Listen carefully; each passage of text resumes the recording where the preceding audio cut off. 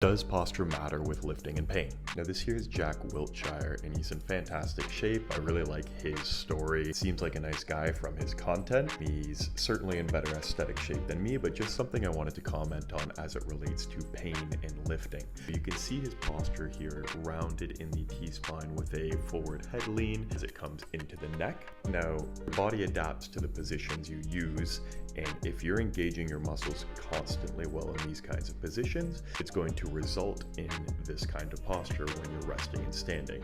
So training in this kind of position will result in more forward head lean and more rounding in the T-spine. Now, there is the question of whether or not it's a bad thing and if poor posture causes pain. For me, I certainly know what I think and I know how that's affected my pain journey and those of my clients and some other people I know. But my point being, if you train certain positions, whether it be the muscle group that you're actively training intentionally or not, your body's going to adapt to these positions. So make sure that you don't neglect certain parts of the body while you train others. Now, like I said, this is not a knock on Jack. He seems like a really nice guy. He's really well built. Hopefully he doesn't take offense to this. Just a great example because he is somebody who is very aesthetic, but also with his shirtless posture here, it's very easy to see the curvature of his spine.